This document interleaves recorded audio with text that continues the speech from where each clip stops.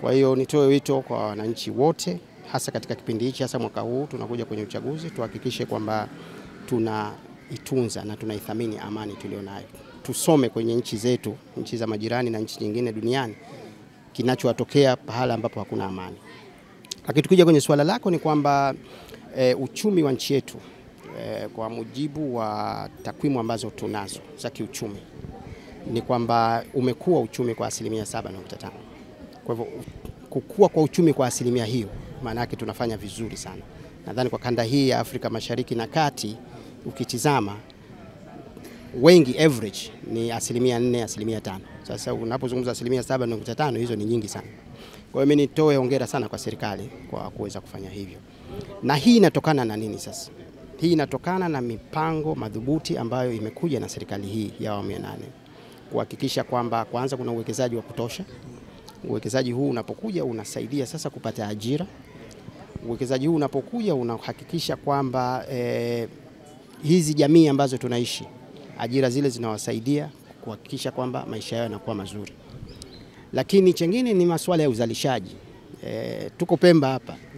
Na utaona kwamba katika hichi kipindi cha Ramadhani, kwa sababu ya uchumi kukua, mazao ya kilimo yamekuwa mengi sana. Kila unapokwenda unakuta kuna mihogo mingi sana, kuna baraka ya maembe mengi sana. Hicho ni kitu ambacho kinawasaidia watu sasa waweze kuishi katika maisha ya kujikimu katika swala zima la chakula. Lakini mikakati ya serikali ni kuhakikisha kwamba tunaondokana na umaskini. Tunaondokana na umaskini, hata angalau tunaupunguza ule umaskini uliopo. Uwe wa kipato lakini pia uwe wa chakula. Na kuna mambo mengi ambayo yanafanya serikali yetu kuhakikisha kwamba wajasiriamali, wananchi, jamii wanawezeshwa. Na ndio maana Mheshimiwa Rais akaja na wazo la kuwa na ule mfuko wa uwezeshaji wananchi kiuchumi, tunaita ZEA. Kule wajasiriamali wanawezeshwa kwa kupewa mikopo ambayo haina hata riba. Mikopo ile kwa kweli ni mikubwa sana. Ni pesa nyingi sana ambazo zimetolewa kwa ajili ya kuhakikisha wajasiriamali hawa wanapata mitaji ya kujiajiri. Na uchumi unakuja juu unapojiajiri ukazalisha. Kwa sababu unachozalisha pia kinaingia katika hesabu za pato la taifa. Kwa hiyo kwa upande wangu mimi niseme tuko vizuri, na fundamentally vitu ambavyo vinasaidia uchumi uje juu ni infrastructure, miundombinu. Kwa tunaona miundombinu ya barabara kila pahala sasa hivi. Hapa Pemba miundombinu kama unaona kila unakopita kuna jengwa. Swala zima la airport ile uwanja wa ndege wa Pemba, mobilization imeshaanza, mwaka huu wataanza kujenga. Hapo sasa unaifungua Pemba. Kwa hiyo kwangu mimi kwa kweli nisisitize tu watu wafanye kazi, kwa sababu bila kufanya kazi nchi hii haitojengwa na mtu wengine isipokuwa ni sisi wenyewe.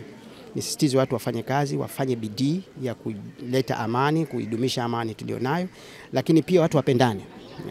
Unapokuwa na jamii ambayo kuna chokochoko hizi, tuondokane na haya mambo ya fitna zinazoletwa ambazo hazina msingi wote. Sisi ni ndugu, ni wamoja, tuwe kitu kimoja, tuijenge nchi yetu. Watu wengi wanakuwa na tafsiri tofauti. Wanahisi ukiambiwa uchumi umekuwa maana yake na uchumi wako mfukoni umekuwa. Haiko hivyo kwenye uchumi. Pato lile linalopatikana la hiyo kuongezeka kwa 7%, kinachopatikana sasa ndio kinaingizwa katika maeneo ya kufanya wewe sasa uweze kufaidika kunyanyua uchumi wako.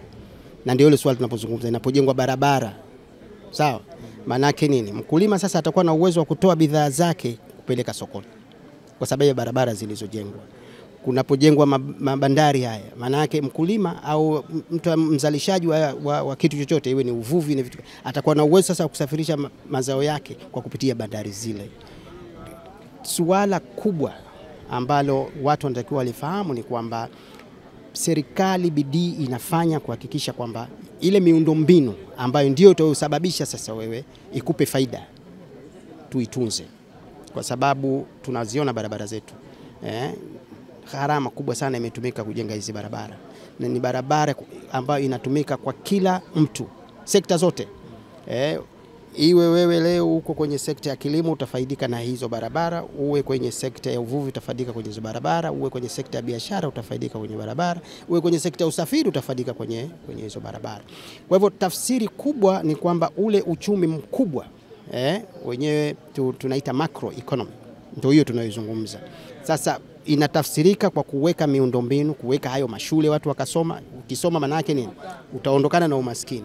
Kuhakikisha kwamba hizo shughuli za kijamii, hospitali na mahazanati, kuhakikisha kwamba yapo ya kutosha, kuhakikisha kwamba mtu ukipata gonjwa kidogo basi tiba ipo karibu, kuhakikisha kwamba maisha yako yanakwenda. Ndio tafsiri hivyo. Si tafsiri ile kwamba pesa ikipatikana inagawiwa kila mtu upande wake.